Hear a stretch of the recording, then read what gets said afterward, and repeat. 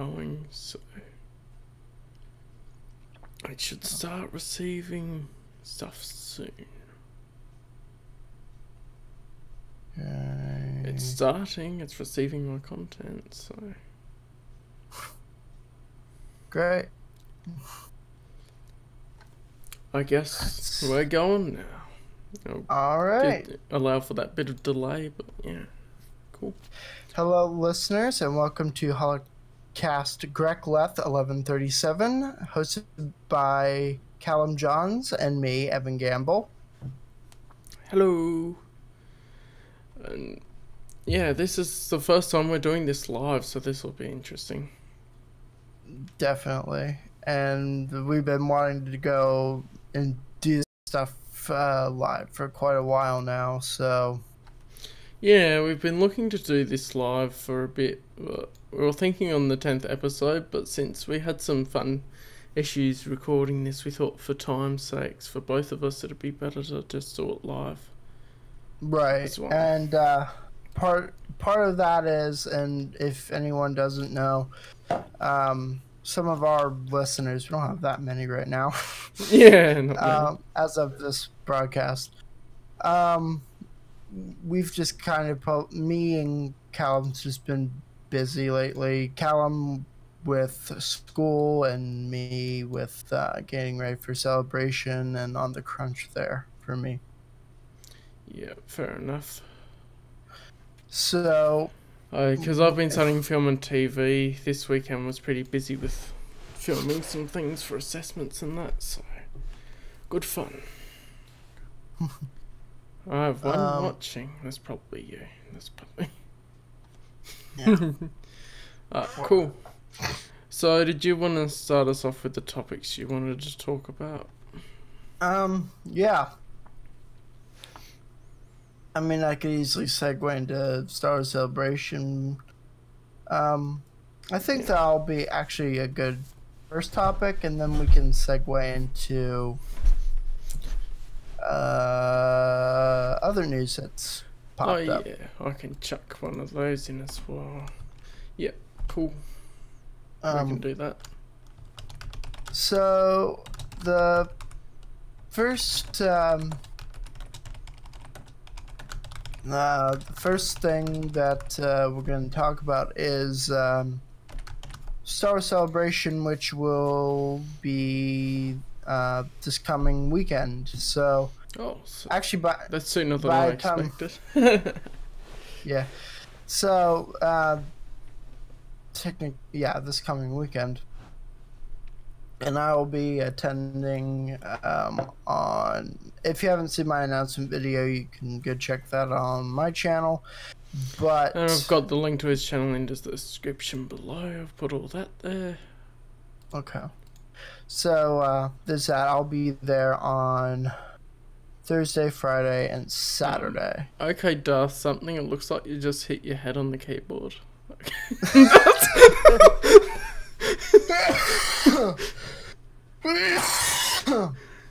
Oh. Oh well, that's cool. So, yeah. So I'll be attending that, and if anyone here's watching this who's going to attend, I would love to see you guys there and just have a chat with pretty much anyone. So I'm going to try and make it. I've entered in panel lotteries for episode 9 and the Disney Parks Galaxy's Edge. Okay. So I should be getting confirmation on those today or tomorrow, depending on what's going on there. Yeah. Anywho, speaking of episode 9, we actually have a leaked episode 9 poster. Kind of poster. Well, it's been around for a while now. Yeah, it's been out. We wanted to cover it, but our recording stuffed up, so we're doing it now. Right. So that is this one. Right. You could have always pulled that up differently on OBS, but yeah, that I could that have, worked. but I thought this was easier. All right. Okay. And then you can so, see what we're looking at as well. So yeah. So my opinions on that poster. It's not even really a poster, and what we'll get from that. That's essentially okay. So I'm gonna break this down for people who don't know. So Data Racer on Twitter is saying that it's fake and everything like that, and we'll segue into stuff like that later. Yeah. But given what I know and I've seen of this poster and previous promotional material, as well as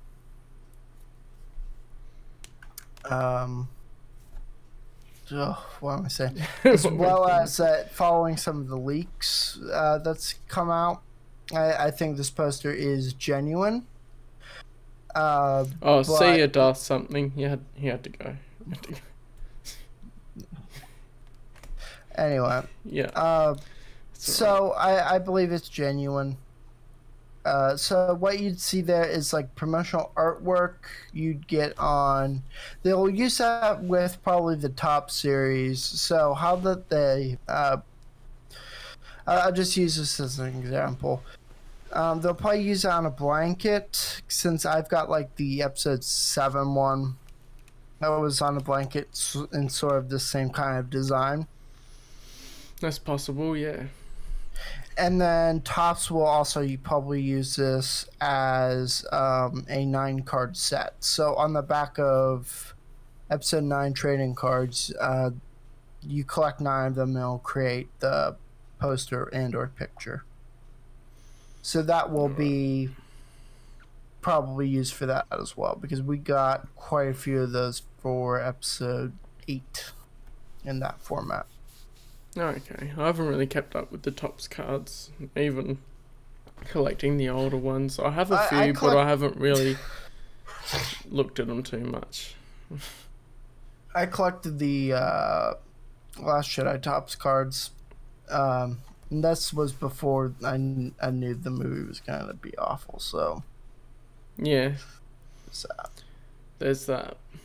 So I was a bit skeptical when it came out. And I'm just a bit like, meh, I'm not too fussed if it is real or fake. Yeah. But you can see 3PO, if it is real, they're just knocking off the C3PX anyway. It might be, but I think he's what. So someone posed this kind of like really weird question / theory of where he's essentially a weapons caddy. It's possible.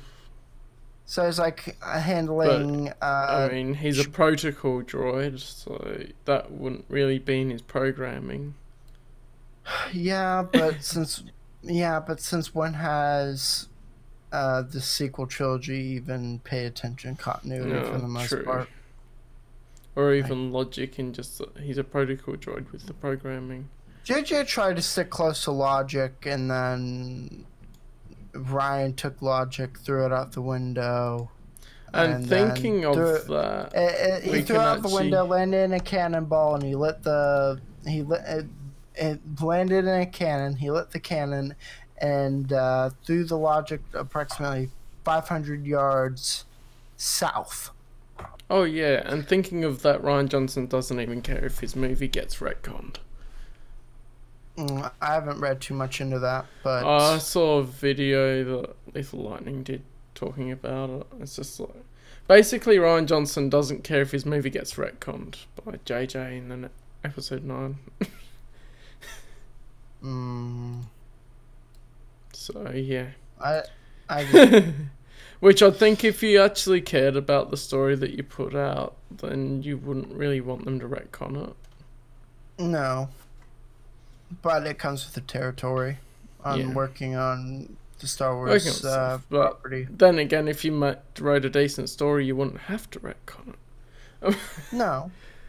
So there's that. And anyway, there's that poster. Yeah, you got The Knights of Ren. You've by got the some way, other little droid by BB-8. Sorry. So I was going to go into a little bit more depth here and like show how it is real. All right, go ahead then. So we see here, and leaks have confirmed that Kylo Ren's gonna have his helmet rebuilt or somewhat. If you like zoom in on Kylo Ren's helmet there,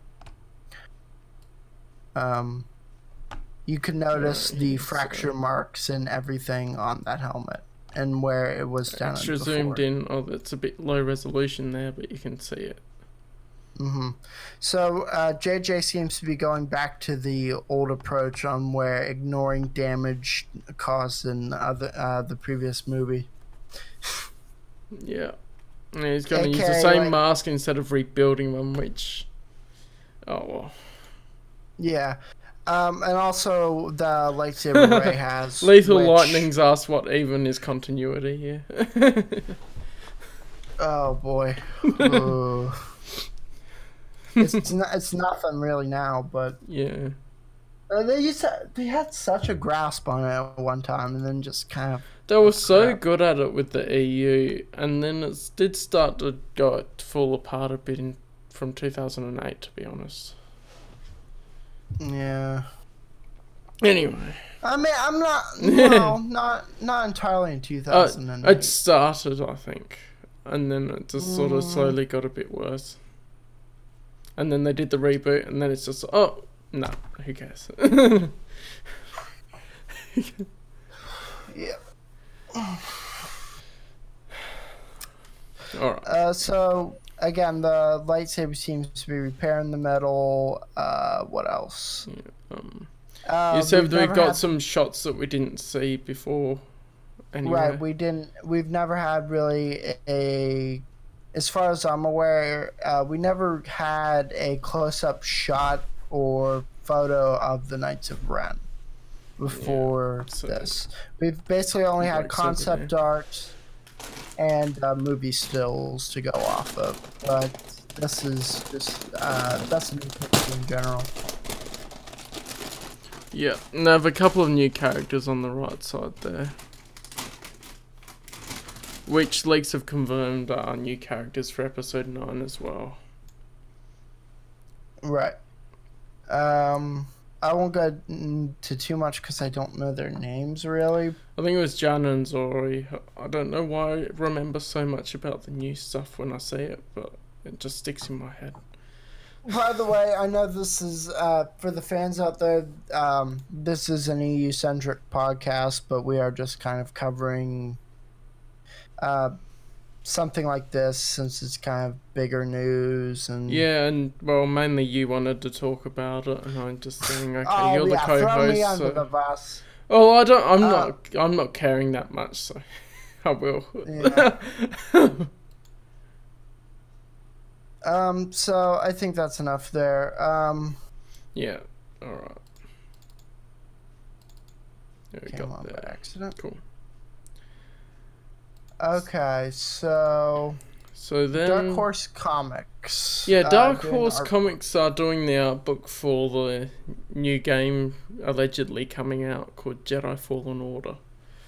Right, and they're also doing it for Rebels as well. Yeah. They're doing a Rebels art book as well. Which, it's interesting to see Dark Horse still working on Star Wars stuff. Yeah, I mean, I'd rather see them more in a creative capacity versus them went being back handed. to doing the comics. Right. So I rather have them in a creative capacity than them handing off photos and tidbits of information, and just have their graphic designers or whatever compile it into a book and sell that. I mean, I'm sorry, but Dark Horse, when it comes to Star Wars and mature writing for comic books, Dark Horse has that demographic in that audience. Definitely. Marvel, on the other hand, like, I love Marvel comics to a degree. I don't Well, actually, yes, I do love Marvel Comics. I've liked the but stories that they've put out that I've heard. I've listened to Comic Story and mostly for comics from Marvel and Right. DC, and the comics the stories that they put out have been good from what I've heard. They're just a No, different flavour to Star Wars, so. so sometimes Marvel's been hit or miss lately. They just kind of do they do multiple events a year, and it just gets old.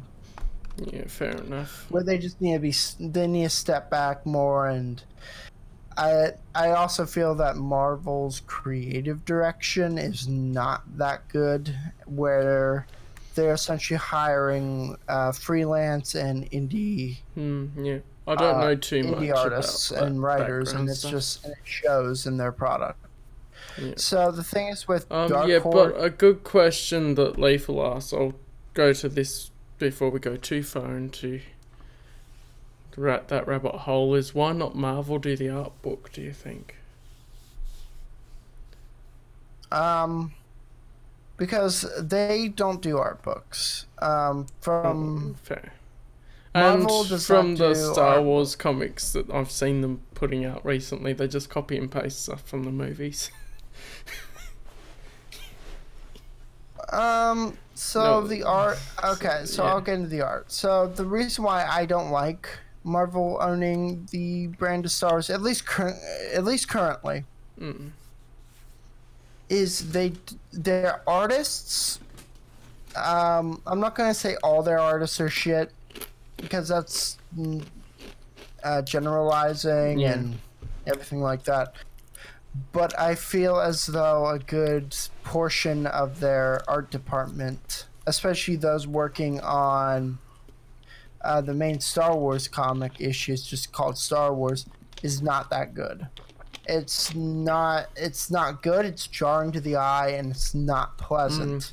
I've seen some panels, and it's you'd think you'd put your good artists on the main run and have the not so good ones on the other ones, right? And I think another problem is that they're time crunched as well. So the way that Marvel releases this stuff is like a new comic every 2 weeks, I believe. So they have to draw these panels fast, and they have to get it all out there. And that's the problem. Dark Horse. That's a mentality of a lot of the new management, especially under Disney, is quantity over quality. Right, and that's not always a good thing. Yeah, especially with the.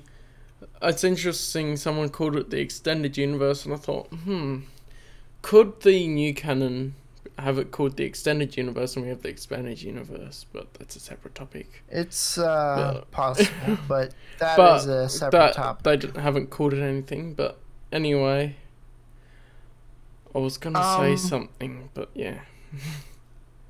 I'm trying to think. The whole thing of why did I lose my train of thought then? I got off topic. Sorry. I was thinking of their comics and that. Oh yeah, that's right. The issue with their quantity for Star Wars content is that they're trying to catch up with the expanded universe. That's also a valid concern and a valid explanation on why that they're pushing all this content out. Yeah. And they really should be focusing on just producing good content, I think. So, right, and I haven't seen anything, in my opinion, I haven't seen anything rival Dark Empire or even the Republic comics in the new Star Wars line. Yeah, or even the later material like the Legacy comics that were coming out. Right, so like the thing is, Dark Horse started off strong. They start off with one of Star Wars' best well-known storylines, and it really shows on, they put their effort and best towards that. Even though I'm not particularly a fan of the Dark Empire's artwork. I feel like the colors are very... Yeah, I have my review of it. There are some panels that look quite good, but then the others, I think they had a certain amount of money. They put more money in some panels, and then they just didn't care for the other ones. They made them look not as good. That's what it seems like as I'm reading it. So the thing with Dark Empire is that... what do you mean you're not? I'm not talking about the first Marvel run. I'm talking about when Dark Horse first got their hands. You said Dark you were reading Empire. It, so... Okay. So they have all the wash with one color scenes, and they don't seem to put as much detail and effort into them. Right. Let's see. Their answers put Terry Dodson on cover. Yes, I pointed this out actually, Lethal, with Terry Dodson. And I know Terry Dodson can do good art because he did, I believe he did the Dark Force Rising, the Dark Force Rising comic book for Dark Horse back in the day. Okay. And I know he can draw these characters really good. Except the thing is when you see Luke on one of the new Marvel covers, it doesn't look like Luke in the face. And I've seen him. I've seen what he can draw with Luke, and that's the most disappointing thing. Right. That's the big issue I find with that. In general, of seeing a lot of potential in things and then falling short of that potential. Right. And that's what I find with all of the new canon stuff. And in my opinion, I don't think anyone art-wise at Marvel even currently can... Actually, no. I'm not going to say anyone at Marvel. Anyone on Star Wars runs. No one can stand up to Jan Duursema and... what's his name? Gosh, I forget his name now. I'm not great with... At least at the moment, I'm not great with... comic book artists' names. Yeah, Jan Duursema and Doug Wheeler. You cannot beat those artists, especially when it comes to Star Wars, because their drawings are so iconic. And they've got a certain style to them, especially Doug's, which is very lifelike, and it's not very lifelike, but it's nearly lifelike, and the colors are great and everything like that. Yeah. And the pencils are good, and the inks are good. It flows I've seen really panels well. of EU comics over the years. I've read what I've had, and they've been great, and I've loved the art in those, and it's just, yeah. So if I could recommend, I think some of their best work, I would say Jan Duursema's would probably be her work on the Legacy runs. Oh yeah, the Legacy runs have great artwork. I love and them. Then Doug's, I think. One of his best work, I think Doug's best work, in my opinion, is probably Star Wars Purge. Oh, forget it. No, I just went offline. Okay. Great. Is it back up? What's it doing? Oh, it's coming back alive. It's trying. Okay, its stream resumed. Okay. I don't know what happened there for a moment. I feel like we should be streaming this on my end since I've got. You probably should be, theoretically. But you post the video in, so that's the big thing. So I think we're back on this end at the moment. Yeah. So let's do it. No, yeah. Darth Crate's art. It's just their roles are very iconic, and again, I feel like those are the two best artists that Dark Horse had working for them. And I was gonna also say here. I was gonna say I'm working on the comics because I'm started my read through the classic Marvel run, so that's in preparation for issue. That's why I'm having problems. It's on 1080p. If we have more problems, I'll just quickly stop and restart the stream. Anyway, I'm working on it because I started the classic Marvel run in preparation for issue 108, which is cool. So really fast, one last thing I want to touch on here with between Marvel and Dark Horse. Yeah. One of my favorite storylines in the Dark Horse EU comics, and this came at the kind of like 2010, I believe. It was called. It's a series called Darth Vader and the Lost Command. And by no means is that art good. Like, I wouldn't even put that art of that book in my top, probably top 50. Okay.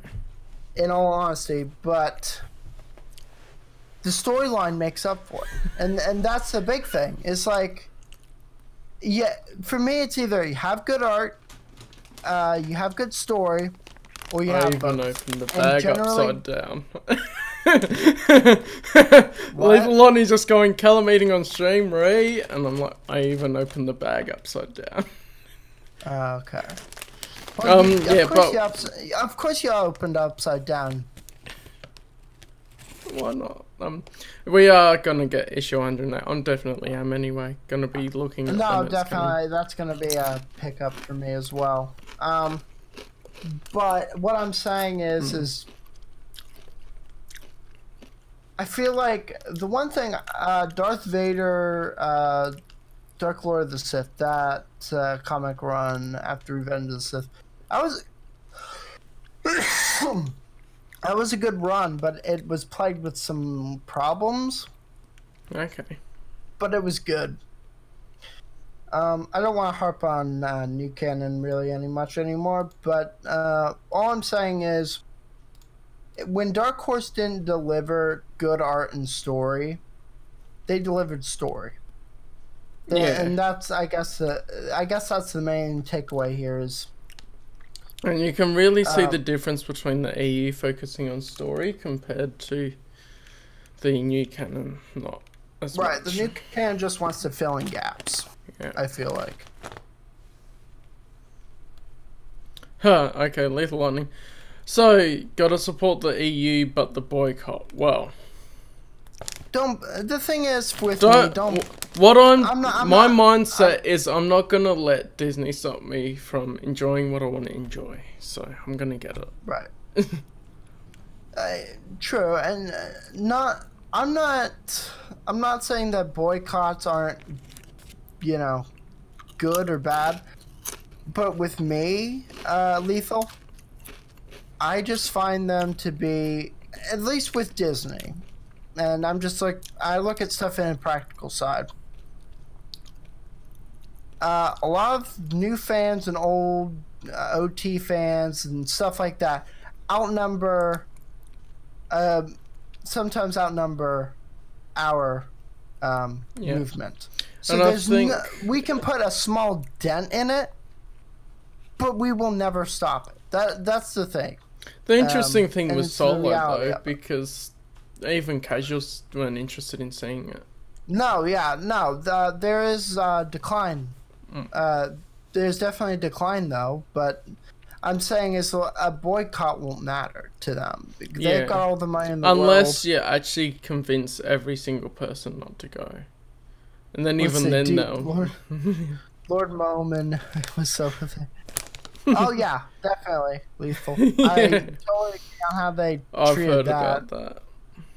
What I find interesting as well with this is comic historian who I listen to the DC and Marvel comics. They started doing some of the new canon comics, and then they stopped. I think because there wasn't enough interest for them to want to keep going with them. I thought, why didn't they try some of the older comics? Yeah. No, definitely start there. It's great. They're great comics. Just the Republic series alone, and I give praise to. Oh, there's a lot of great stuff out there. Heck, like I'm even trying to think back to the other stuff. Like the Darth Maul run was kind of we didn't really need that.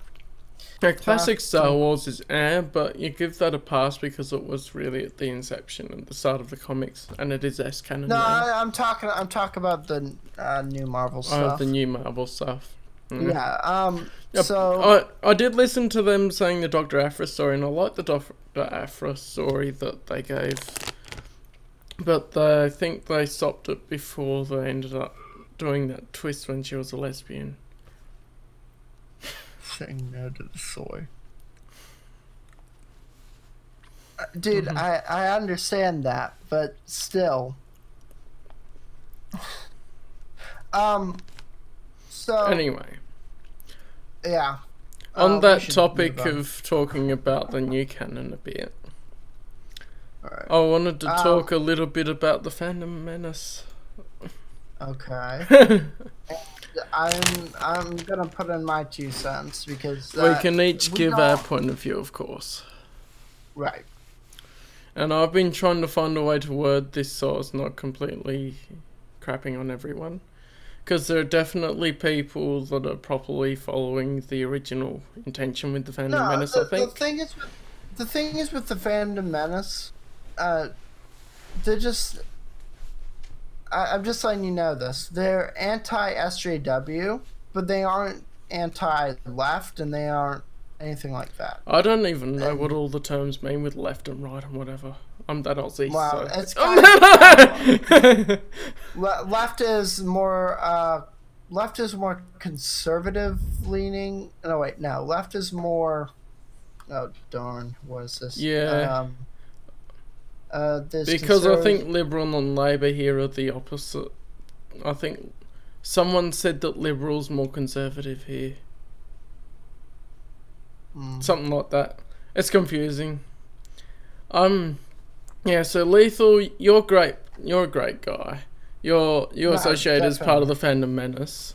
So that's definitely why I say not everyone has lost sight of the true goal of it. Right.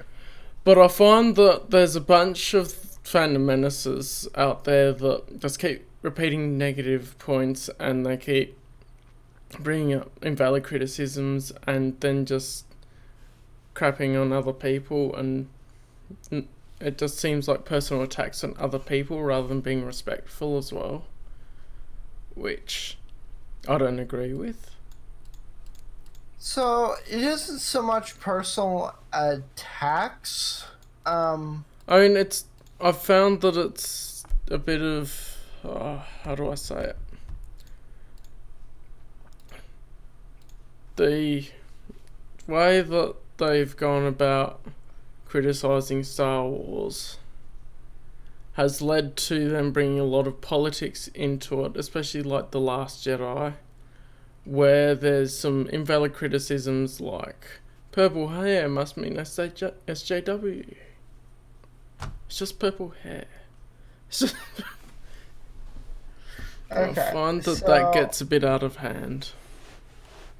Just continue your rant. What else can I say? Because and I think there's definitely a place for criticism, but I think that channels completely about the negative points and completely about criticism end up building they don't build as positive a community that we find someone will join and then leave feeling happier, and they actually feel like they join and leave a bit more negatively in their mind after watching the videos and stuff. Now some guys like Mauler does great critiques and he's good. He only does his points once as well. And you stand by his original videos and you do them once and it's fine. But some keep repeating the same points over and over that seems to just get attention and views. So yeah, that too. Okay, so I'm gonna butt in here. You better, yeah. So I was introduced essentially to the Phantom Menace not by Jeremy, aka Geeks and Gamers. I was introduced to that by World Class Bullshitters. So that was my kind of entry into that. Okay, if we're gonna do introductions, I can butt in for a second. Say that I actually what would I say? SC Reviews and Jesse Milestone, I think, were where I started seeing Fandom Menace people. And I've never actually watched Geeks and Gamers properly. Okay. So this is my interpretation from seeing a lot of the stuff from just people commenting as well, which is where I can see some of the followers of Fandom Menace not being as positive about things in their mindset. So I'm going to define Fandom Menace here, and this is going to probably ruin my invite from B-Level Star Wars. You got to stand by your point of view. No, definitely no. That's no offense, but that's what they're doing as well. Yeah. So the thing is, I'm not for them. I think they take it personal, and I think they are a voice in the community that, honestly, that voice needs to be heard, and I think that they do a good job kind of expressing on what some people within this community feel. And you brought up Mahler, and I can even bring up that Star Wars girl, aka I believe her name's Anna. I can bring her up, and what is that? They're part of the Fandom Menace. Yeah. And I can't really comment on them a lot because I haven't watched that Star Wars girl's videos to comment. So yeah. She's a dedicated fan. She's been a dedicated fan most of her life. From what I'm seeing and what I've seen and I've read. I was seeing that she actually mentions the EU as well, and I think you linked me to one of her videos to see. Yes. That was a good one, I think. Right. And she was harping on Women of the Galaxy. And that's honestly a good point coming from a woman who's been in this franchise for, I think, longer than us at this point. Probably, yeah. So they're kind of, trying to say, hey, Disney, this is not how you run a franchise. And I think there is definitely a place for that. Like I said, there's a place for criticism to try and improve the quality of the product that they're putting out. I'm also thinking from my own point of view when thinking about how I would start up my YouTube channel with how I want it to be about positivity, and I can't help but think about why aren't they actually talking about some of the EU stories and stuff that they would actually like more. I mean, the thing is like not everyone's a novel reader. Not everyone is essentially a comic reader. They play the video games and they play some of the stuff. But the thing is the movies are what's popular, and that's what they get their enjoyment out of. Because you're looking at a different demographic from us. That Star Wars girl, I mean, I can use Jeremy. Jeremy's probably in his probably mid to late 30s, maybe early 40s. I could be offshooting that, but I'm pretty sure he's in his mid to late 30s. And that's a different demographic because they grew up on movies and stuff like this. And I feel for them, and I feel like, it's a franchise that hasn't been getting justice, essentially. It's not I definitely up to the par that it was.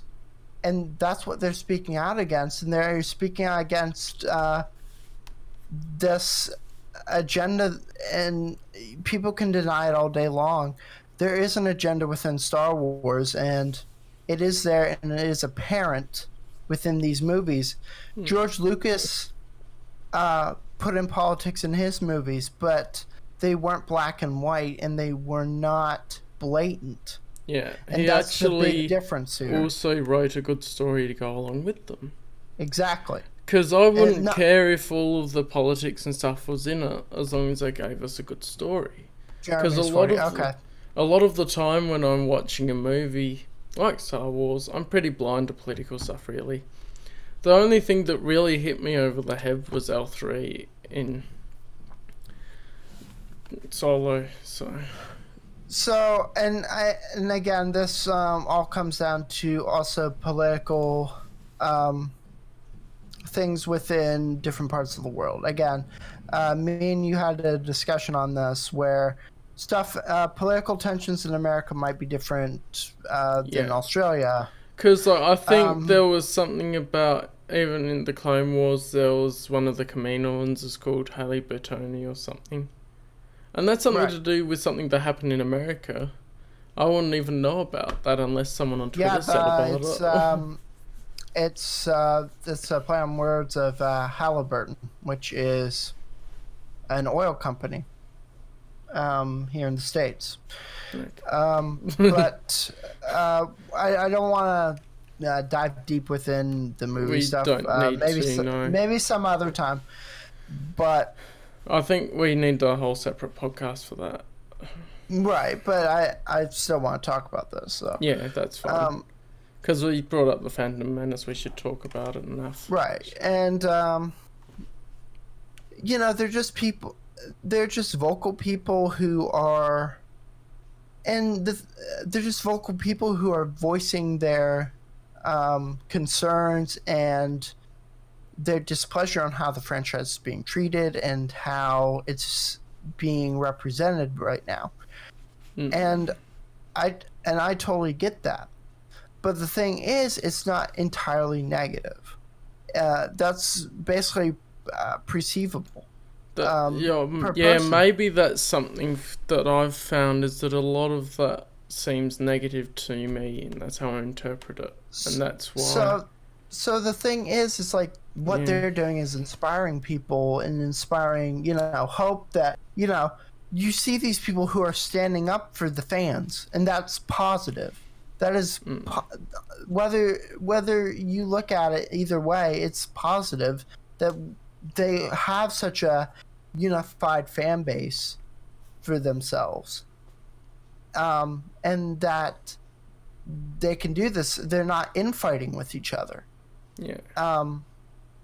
Versus, people within our EU community, people within our own Star Wars community fight.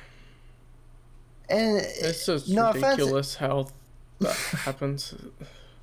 Oh yeah, definitely. But I don't think it's inherently bad what they're doing, and I don't think it's negative. Yeah, I think maybe it's just the parts that I've seen from some of probably the people on social media that associate themselves with the Phantom Menace. Right, and that can be something completely different to the people who actually put up videos on YouTube and stuff as well. I mean, Jeremy just put out a video today. He does these card videos, which honestly are pretty cool, and I've done some before myself. That's cool. But the thing is where Jeremy stated, like, you don't have to follow a certain political affiliation to be part of the Phantom Menace. The thing is, he can respect people's opinions and everything else like that. Essentially, what he's aiming for is common sense and logic instead of something make-believe and, something like that. And honestly, this whole... And I'm going to get a lot of flack for this. But my opinions are my own. Of course, and we I respect anyone else's opinion. But the thing is like, some of the SJWs,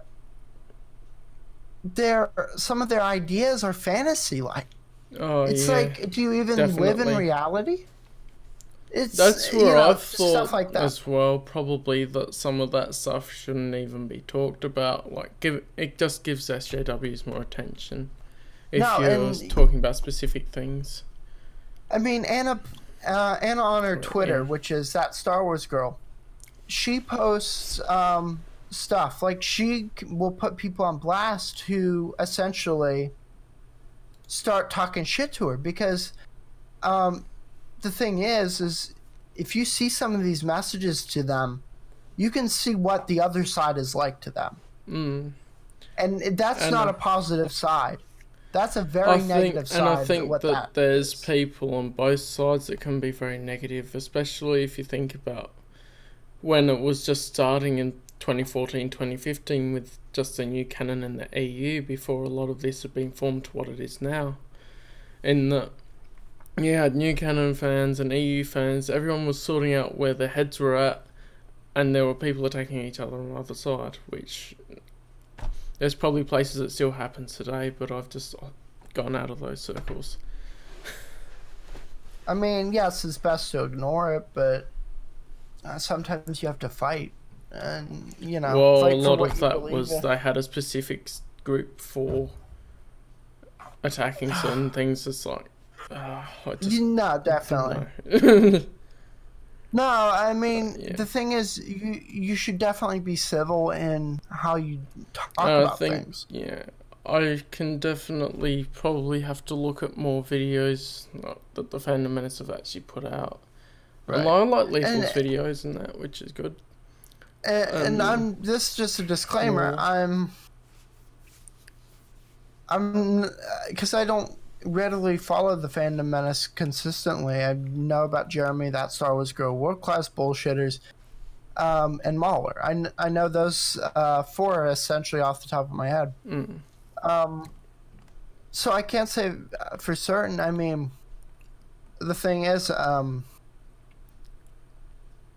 it's hard, I think, to say, you know, I support this group, and how they act. I don't know how they act. Well, actually, I do know how they act, but that doesn't mean I also think, for me, I need to take some of those things in small doses, because for me, I could go into a negative place really quickly with Star Wars that I don't really want to go to, and especially with the YouTube channel, I want to promote positivity, so yeah. Right, okay.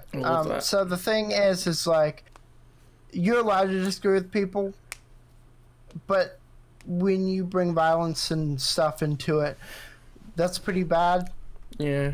And I'm not going to 100% agree with everything the Fandom Menace does, because, you know, I'm me and how I perceive things. However, we should talk about... I think that segues into the infighting between fans a bit.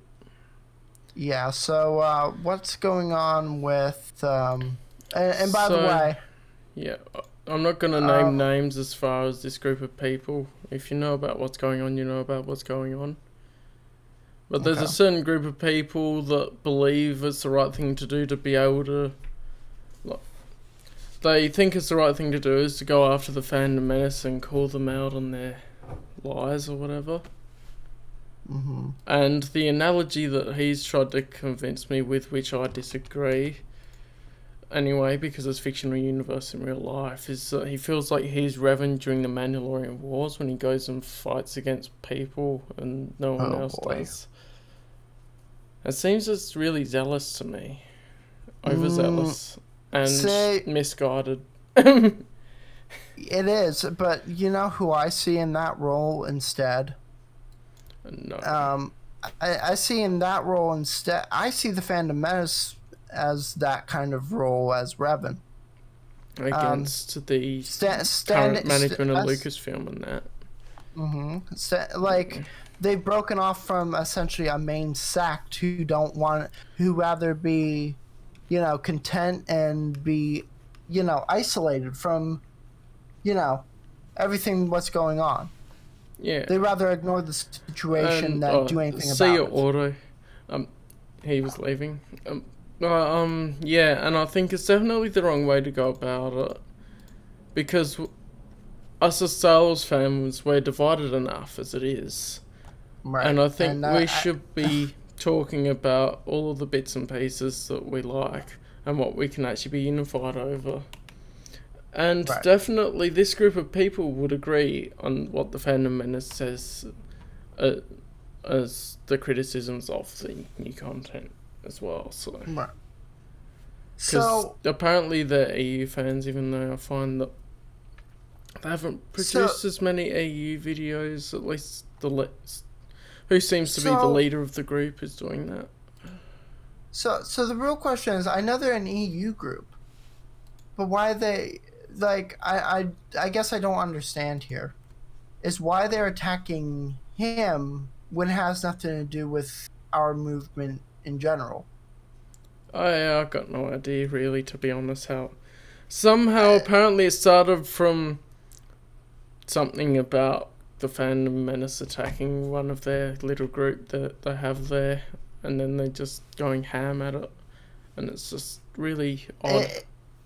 The thing is, if I know anything about Jeremy, since I'm on Twitter every day and I always find his news feeds, Jeremy doesn't go after individual groups or individual people unless push comes to shove. Yeah, it's weird. So if anyone did anything, like, again, I don't know for certain, but from what I know of Jeremy and how he acts, I don't think he would just go online and bully a group of people. All of it seems to be in the realm of all those smaller YouTube videos that are just chucking crap at each other. What I'm wondering is the one group trying to do this for more attention and draw more people to their channel? Are they doing this? So. Are they picking a fight with them so they can just get more views? And if that's the case, I have no idea. Because if that's the case, they don't say that way. They either are doing that or they're quite, I don't know, overzealous, overly, whatever you would call it, that's causing them to create not just one video about the Phantom Menace, but he's made multiple, and he picked apart a 4-hour live stream in response to said video that Lethal just commented about, and has made multiple videos out of that. Which, to be honest, he made a video about the Phantom Menace, and I wouldn't even merit that with a 4-hour response. Right. No, yeah. the whole thing just seems kind of sketch to me. On how, you know. The thing is, if you're using Jeremy and the Phantom Menace to get views and traffic to your YouTube channel, that's, no offense, I don't know if this is what you're doing, but that's pretty, I wanted to curse there, but that's pretty scummy. Yeah, I reckon as well. I think it's something said. I saw the link to that live stream, so I had to listen to it, and I think it's like what Jeremy and them have actually said, is that it's alright, it can take people to your channel, but if you're not actually producing your own content properly and all that, then they won't stay there. True.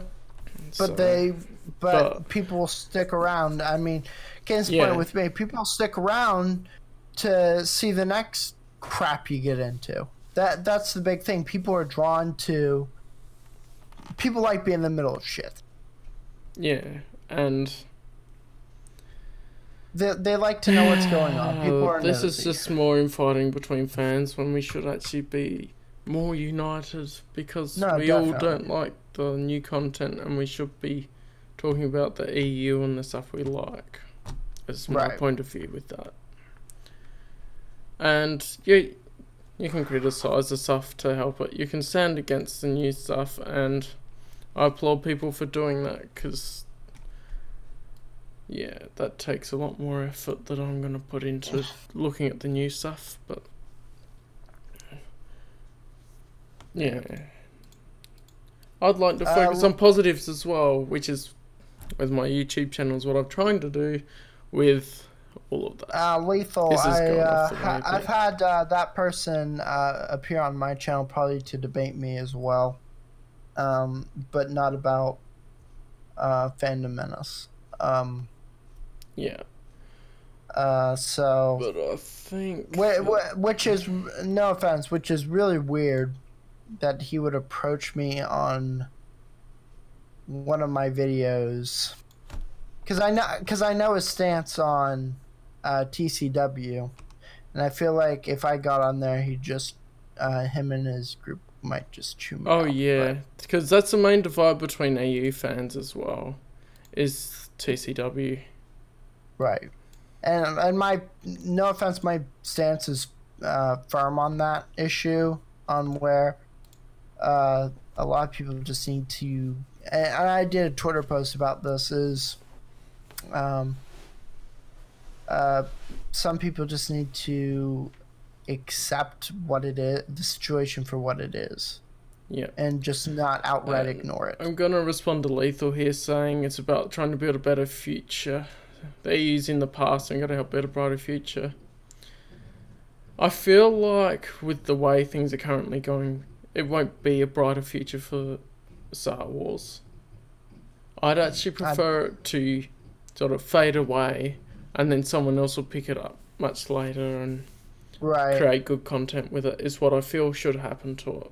No, and I feel like if they milk this franchise, which they're currently doing, if they keep doing this, people are just going to get fed up with it. Yeah. It's just going to be something that people are going to get bored with. Even the casuals lose interest.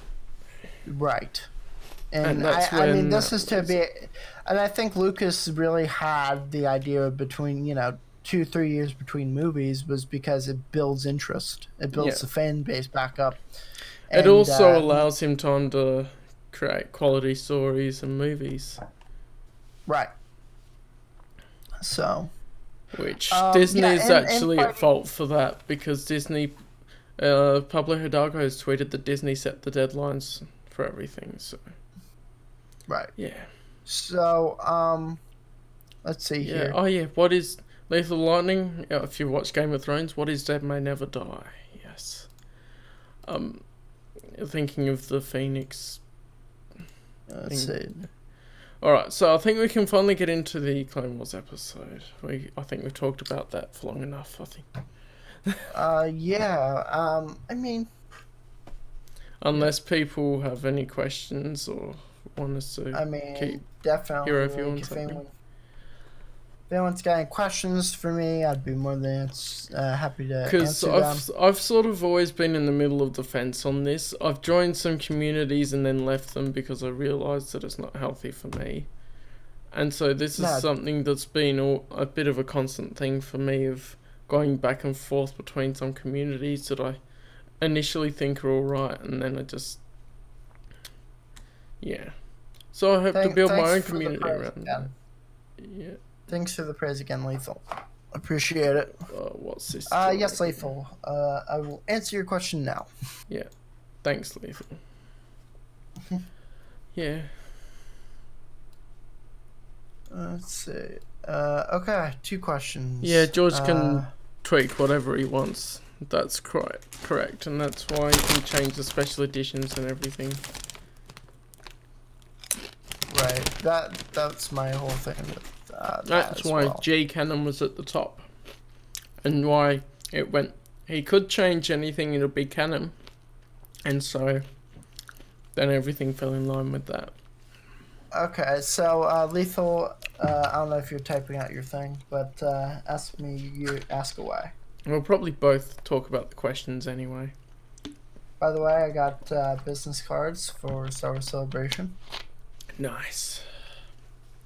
I have 250 of them. Yeah. I've got to unload over I have to unload over I need to actually start reading Dark Forces Jedi Knight. I need to start reading Jedi Search again. Okay, this is number 1. When you listen to the channels, let's see. Hold on. Listed the channels. What do you mean listed the channels? When you talked about the good Phantom Menace channels. Oh, is he part of that? Yeah, he was saying a bit earlier he's part of the Phantom Menace. Oh, okay. Like, are you within... But what I find great with Lethal is that he's part of the Phantom Menace, but then we still have our great EU chats. Were you born a near perfect specimen or have to work on it? I am nowhere near perfect, personally.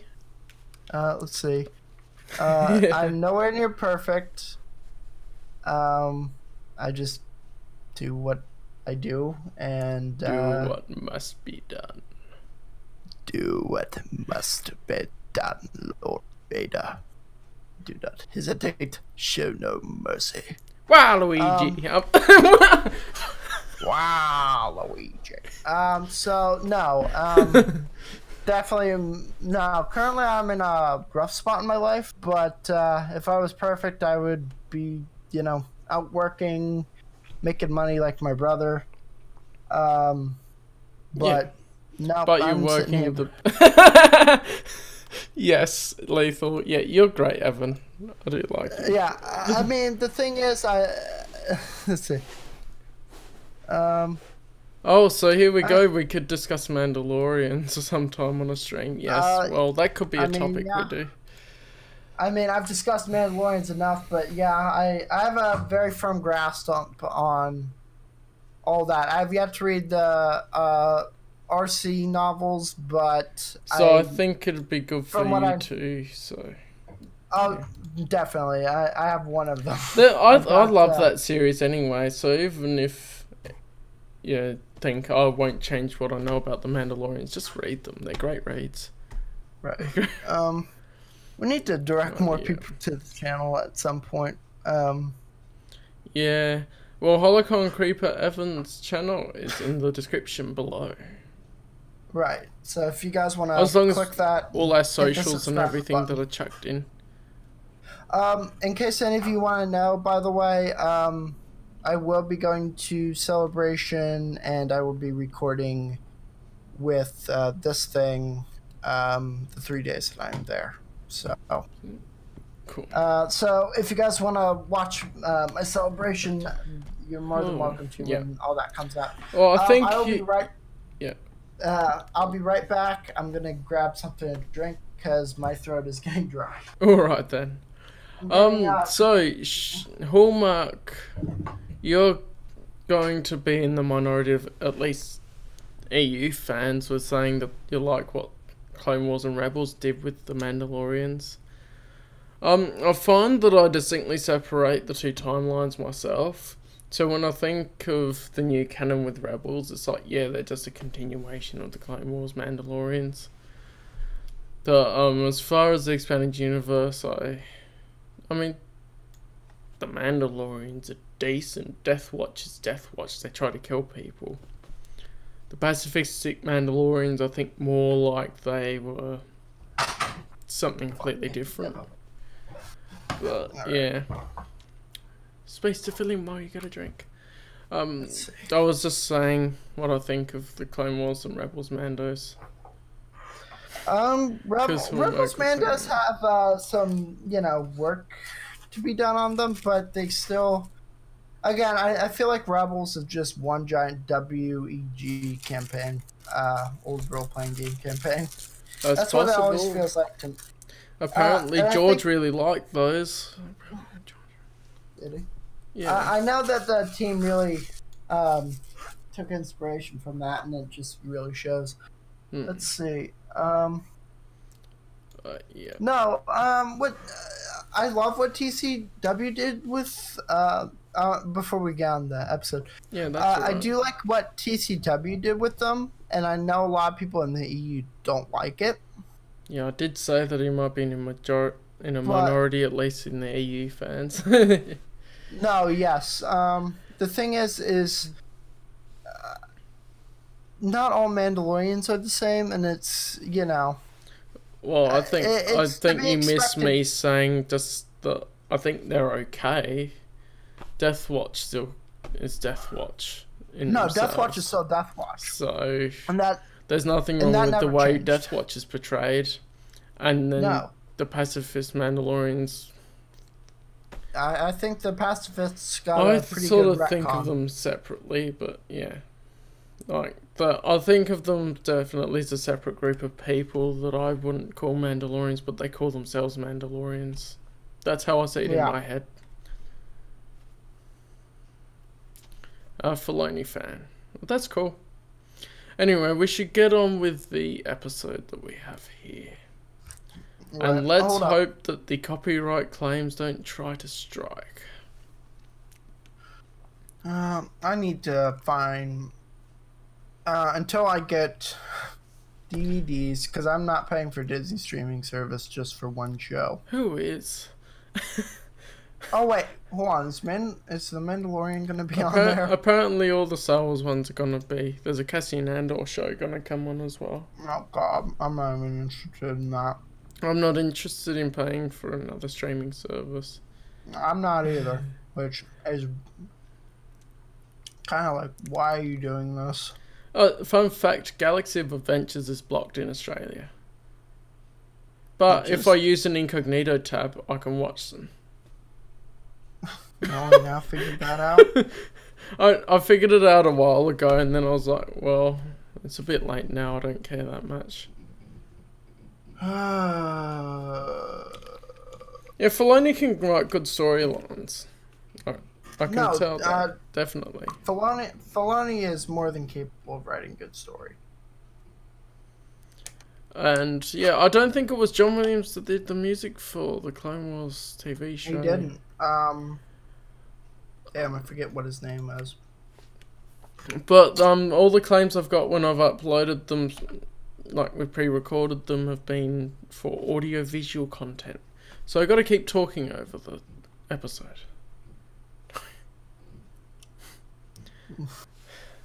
Yeah. How unfortunate. How unfortunate. Anyway, yeah, the air date for... We're doing Season 1, Episode 3, Shadow of Malevolence, if you didn't read the title of the stream. Gosh, it is Shadow of Malevolence. I just did a goof. Air date was October 10th, apparently, in 2008. The director was Brian Callan O'Connell, and the writer was Stephen Mouchy. So Dave Filoni didn't even direct or write this episode, which is interesting when you get all those people banging Filoni out for Clone Wars stuff. No, and honestly, I think Filoni's a good writer, and I think Filoni was George's protege at the point where George retired. I'm choosing to believe the best in people from now on as well. I'm trying to do that. Because that's going to bring a lot better attitude towards things as well. So Dave Filoni could do quite well with creative direction as long as he has his own playground, I reckon. When there's some other things in the same era as Dave, then some things can go a bit, yeah. But if he had his own playground, he'd do brilliantly. He would. Imagine if Dave Filoni, you know what I'm still waiting for is a Dave Filoni art book, because I kind of want that, because it's just, I want to see Dave's doodles, essentially, is what Ashley called them, when he'd draw during some of the staff meetings and such at Lucasfilm. Well, it is a bit whack what he did to the Mandos. That's why I say in his own playground, where he's not contradicting anything else that's previously written. They could have a whole series in the Old Republic in the gap between SWTOR and the Rusan Reformations, or Knight Errant and the Rusan Reformations, and he wouldn't have anything that he would contradict, and he could create his own great story there. And that would work well, I reckon. What? So, yeah. So shall we just get started with this episode? I think I've got everything set up so the sound isn't too loud. I've got the volume right down on the mixer, so we'll see. I would stream this over Rabbit so you guys could watch, but you guys all would have to have accounts and I don't know of an online source where we could do that. I've got them on my own computer, so VLC Media Player for me. So yeah. Did you want to count us down like you have before? Right. Yep. 3, 2, 1, go. Cool. So I go on 1 and he goes on go to allow for the delay of the stream, the Discord chat. By the way, I'm gonna try and keep eye on the chat And yeah, it is a no-win situation with the I reckon, Ken yeah. Old Republic. So the first thing is when they say Old Republic, the only thing in the new canon that is referred to as the Old Republic is the prequel era. Yeah. Second of all, if they try and base it off EU material, it's just going to be twisted bad versions of them. So they need original content that's good in anything that they do. Changes, but so, yeah. That ain't happening. What is my thing doing? My video just froze for no good reason.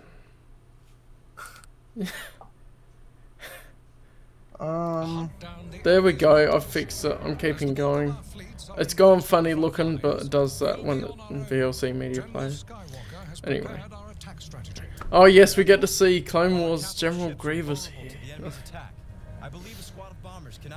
For future reference, we also plan, once we do all the Clone Wars episodes here, we can do the holiday special for Christmas special for this podcast and stuff like that. So it'd be good.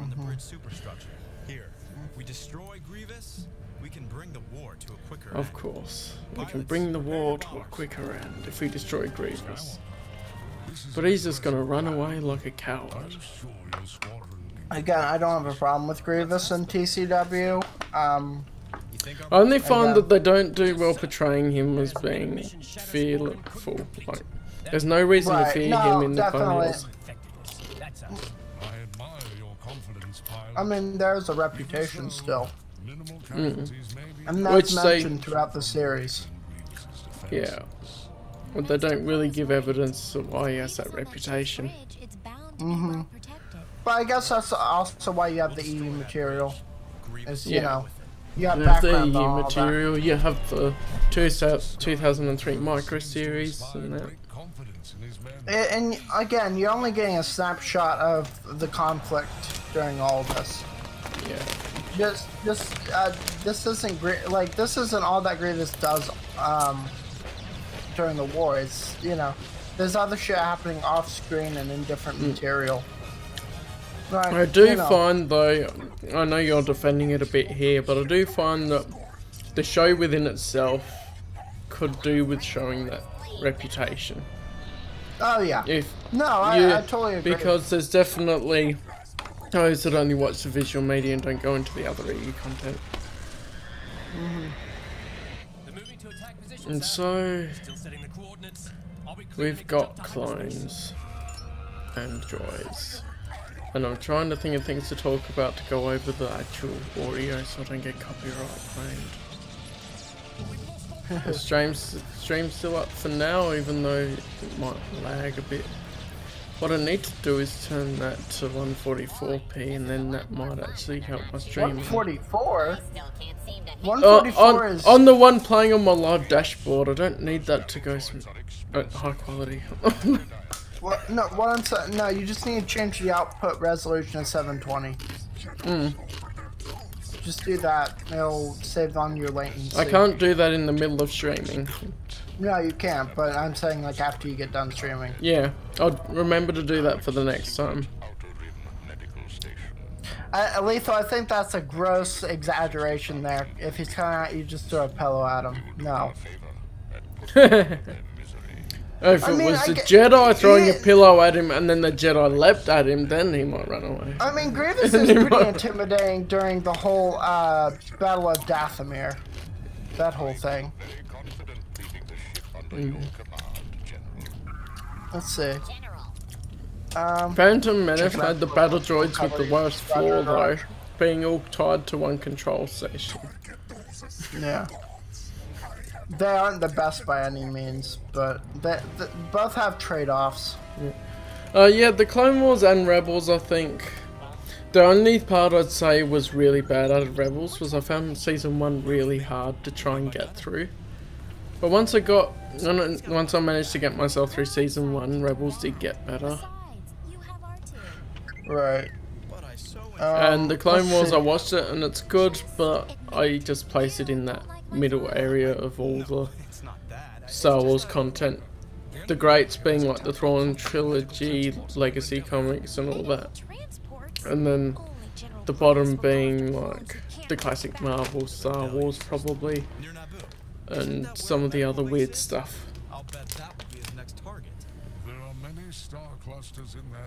Probably Crystal Stars down the bottom, but I haven't read it yet to say 100%.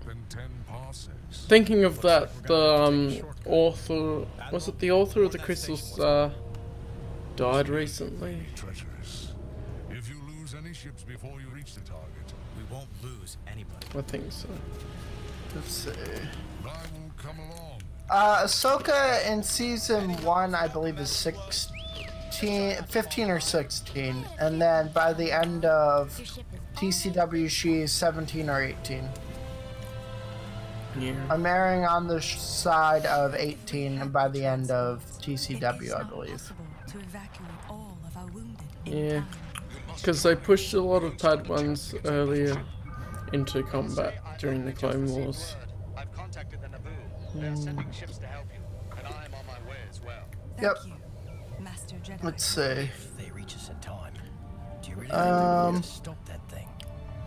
And yeah, I think, going back in the comments a little bit, creator doesn't always mean good. Well, yeah, just for an example of that, see what people thought of Jar Jar Binks. He's the key to all of this. He's the end. Well, with Jar Jar, George was joking there. Oh, just think of the general public just hating on Jar Jar, but I'd never minded Jar Jar, to be honest. Well, if I Who don't, is posting in other chats? I am honestly curious. well, take your shortcut, and I'll take the long way. But you'd better be there before I arrive. Yeah. Shadow Squadron, Titan formation. Call in. Shadow 2 standing by. Shadow 3 standing by. C20? Oh my god. Stop posting Todd Howard memes. Cut the chatter, Ahsoka. Shadow 11 standing by. Okay. Any relation to Ron Howard? Oh. Fighter escort ready.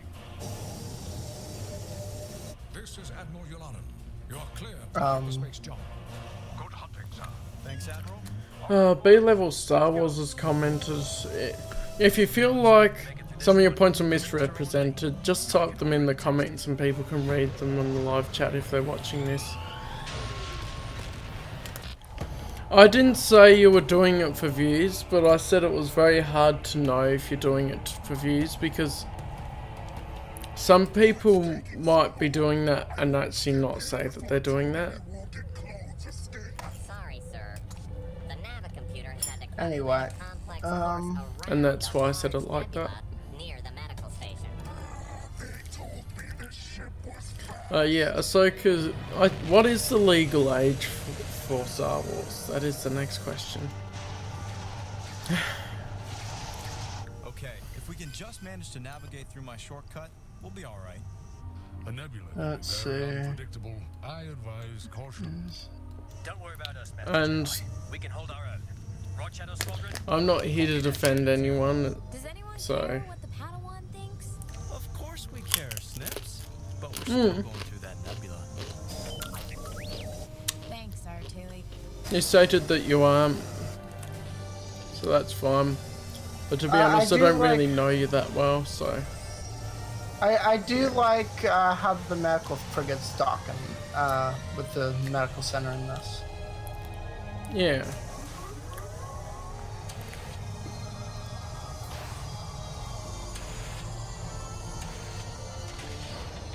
I read what you were saying, B-level. I just find it hard to trust people over the internet. Have to move the patients in stable condition first.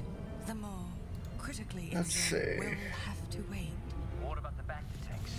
Many of those men can't be moved at all. I know, Commander. Guide the patients that can be moved onto And transports as quickly as you can. At once, So there were some other examples of some medical space stations as well. I think you said about when we were recording, and then that stuffed up. can you see anything? There are different kinds of medical frigates, like MedStar. Are useless. which are kind of like, from what I understand, I think they're scaled down Nebulon Bs, or they're scaled up Nebulon Bs, generally. I'd have to figure this out. Medstar frigate. A clear path if ever there was one. Medstar class frigates. And let's see these. Let's see. It doesn't really even say anything. It says the class was often used alongside the Pelta class frigates, which were more heavily armed and served as their escorts. Yeah. So, I don't know how much importance you place on being a council member. You claim to be B level because you're explaining yourself anyway in the comments, so why do I need to correct myself? So Sky Guy, how did you know about Based on my own perception of what I've read. Smuggler's route. Pilots used to talk about it on Tatooine. Smuggler's route? Huh. Let's That makes see. me feel better. They call it Balmora Run. Yeah, Clone Wars DP was cool, even though No. we all make fun of the model. We can't. Not if we're gonna.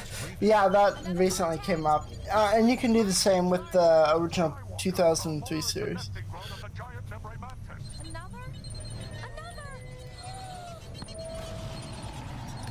B level, have you actually gone back and watched the part where I explained about what was happening? Anyway, hi Nico. B level, he never misrepresented any of your stances. That was essentially me saying on how, since I don't know you, B level, for anyone listening to the audio end of this, I apologize.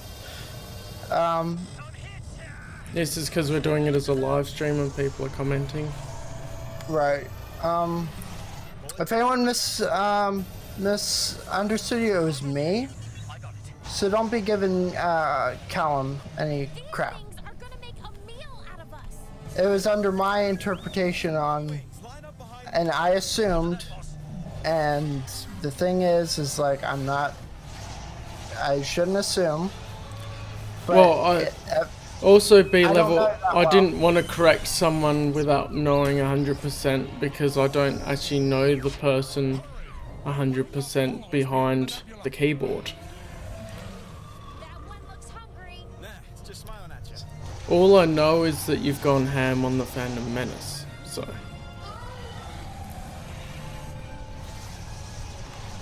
We're coming out of it. Anyway. So your shortcut paid off. We're not far behind Grievous now.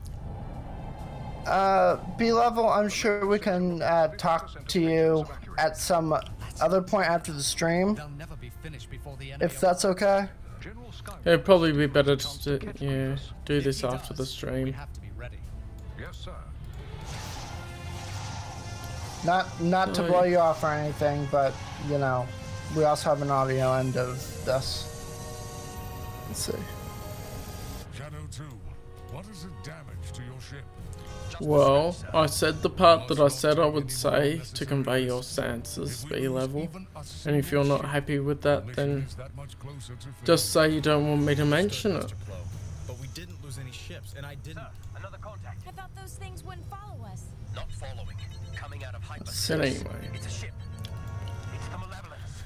and so we have the Malevolence here with the Clone Wars episode that people hate on the Clone Wars, but these sorts of space battles are still pretty cool. A squadron of Republic fighters is approaching. I haven't had any beers. What are you talking about, Nick? There are several medical transports. Beer sick. I guess Jesus did it again. I guess Mandalorian War reference. Roger, roger.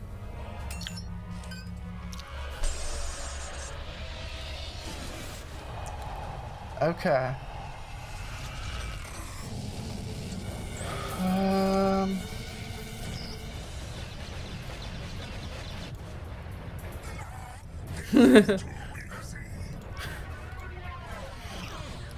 No, 6-pack isn't much. We've got fighters coming in. Anyway.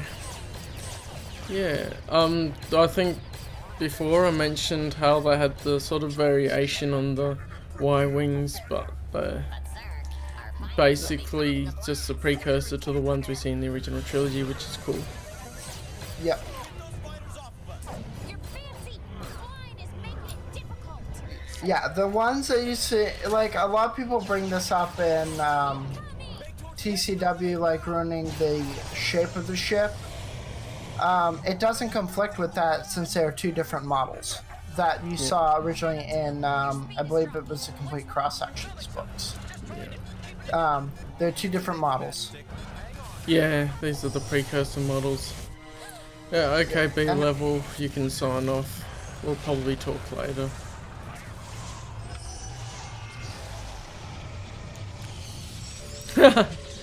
I mean, if they use those slow-ass bombers from 2017 Last Jedi... Check in. Oh boy. Matchstick That'd be and bad. flag.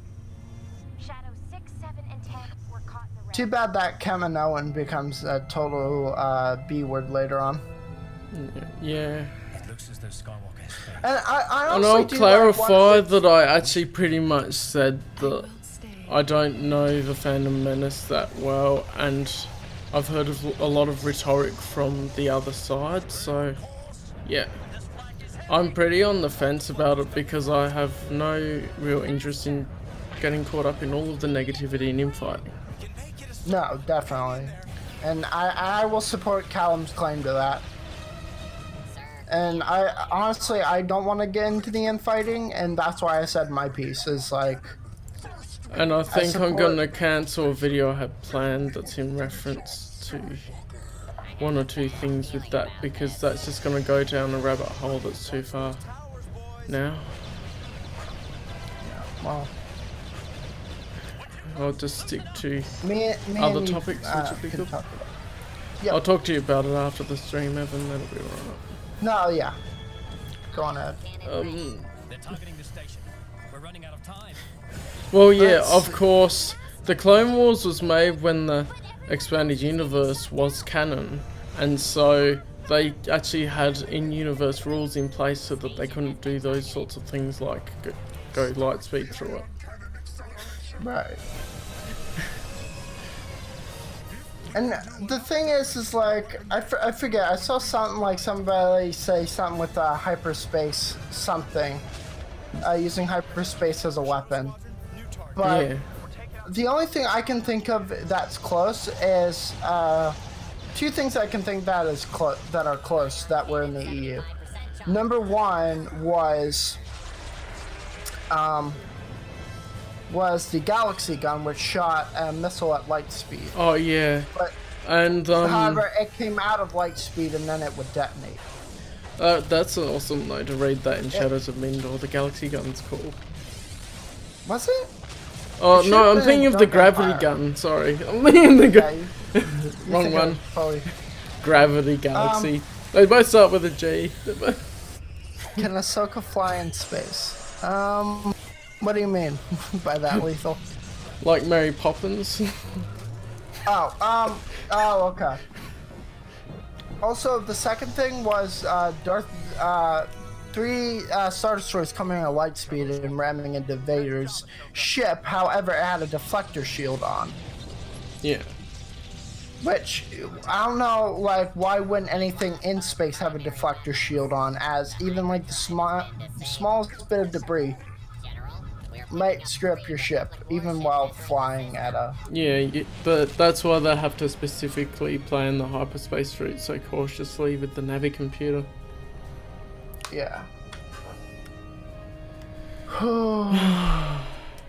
So I could get to touch Anakin's lightsaber, Nico, only in the fan fictions. Success. Partially. Oh god. Still alive. Dude, come on! Off of my men. Yeah, Heading for the- none of that shipping BS. Come on, dude. The only ship We'll call when we need that you. I have is the Venator. Alright, let's finish what Anakin started. Ahead full. Anakin's like only, what, 8 years older than her? Yeah, so, I mean, wait till she's Wait. legal. Then again, No, wait. he's in a relationship. God damn it, dude.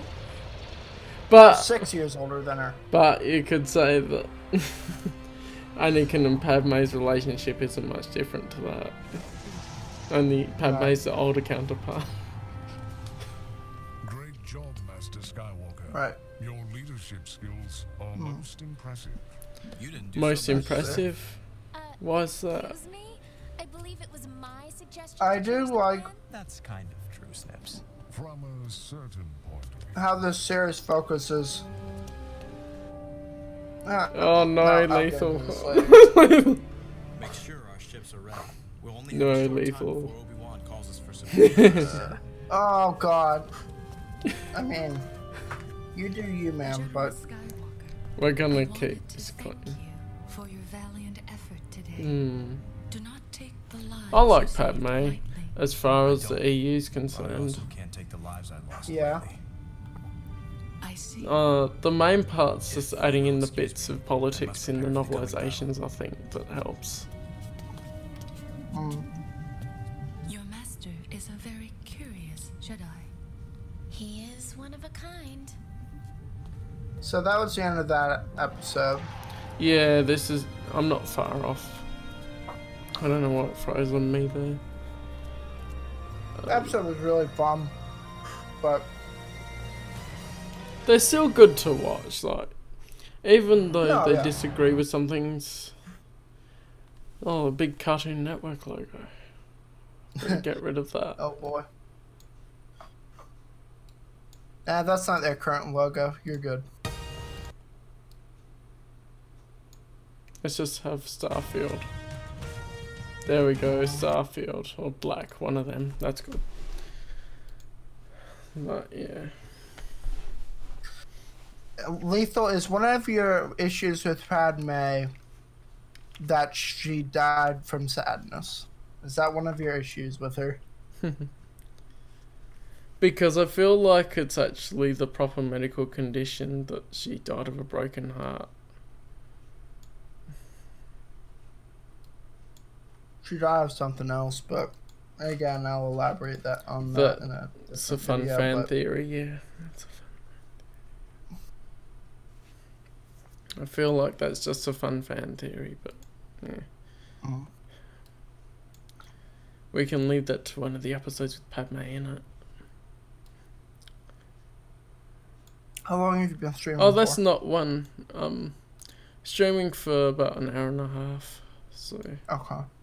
We have probably about 10 more minutes. yeah, keep this to what about else? the same length as the other ones. So, yep, cool. Let me see here.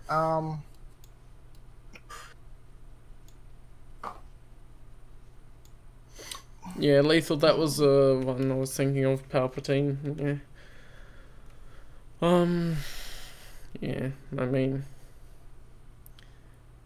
Vader choked her, and then she died probably from internal blood loss.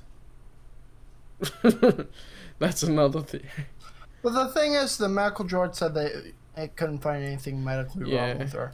That's a big kick. That's the annoying line with that, yeah.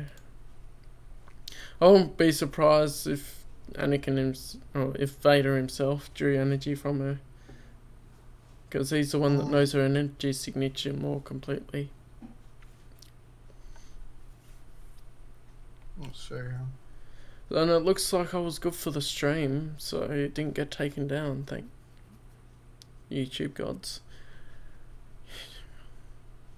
Who are you kidding? They're just behind a desk.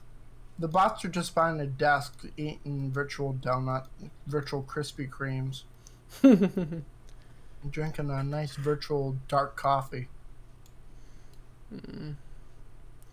Oh, you didn't miss a lot, Hallmark. I'm just talking about Padme.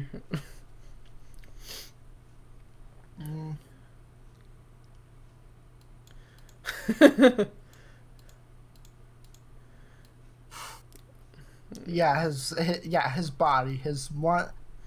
Are you an angel? That was what she was after. Can we not bring pedophilia into this? She liked being called an angel. I wonder whatever happened to the moons of Iago though. That's good world building though. Do you know when Iago was first mentioned? I forget. Or like its first appearance? I'm going to have a look-see.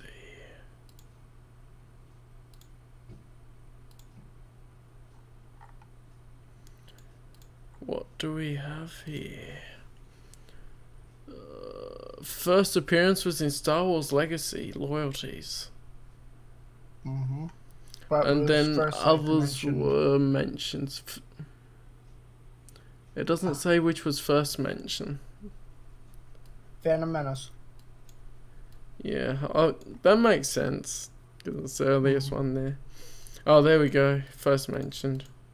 I was looking at whatever, must be a comic or whatever. What is that one? Episode 1, The Phantom Menace, half. Oh, it was some other comic book by Wizards. Oh, whatever. Come on, boy. Come on. It says the moons of Iago are fan fiction told by slaves. It's the equivalent of telling children the dead dog went to the farm. Come on. Oh, wow. Oh, no. No, I like my version where the angels on Iago are actually at a brothel. And they're called the Angels.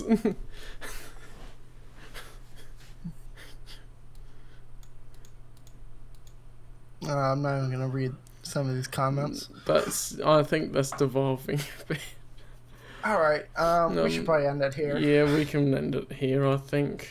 Next time will be 720p, so the stream runs a bit smoother. So that'll be good. Yeah.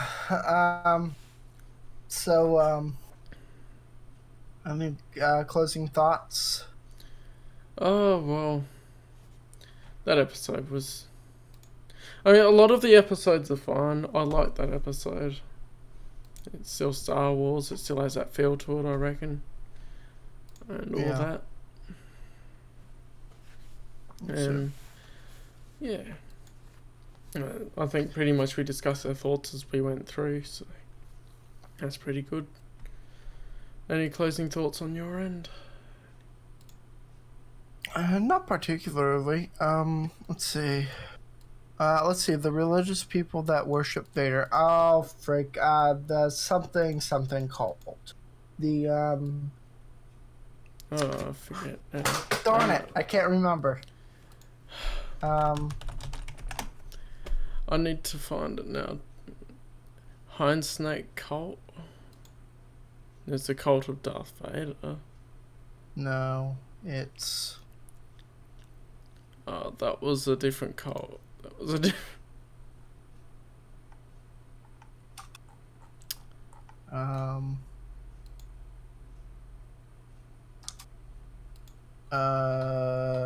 Let's see. I've got this. Let's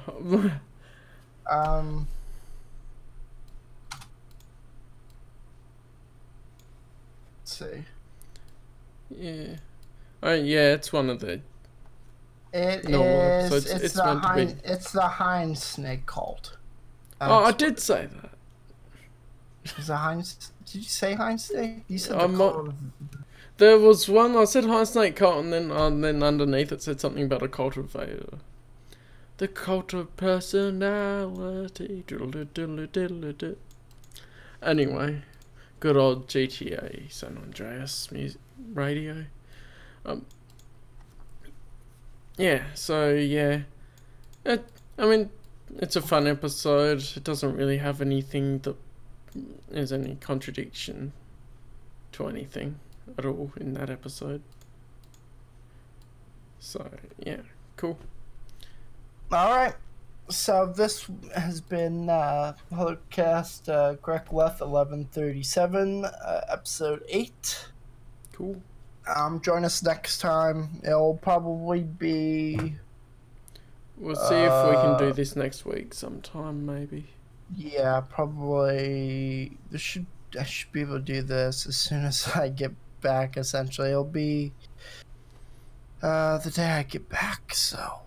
no, the day after I get back, so I'll get some sleep in. Yeah, or even if we allow a bit more time, depending on what happens with life, so cool. Alright, I'm HolocronKeeperEvan.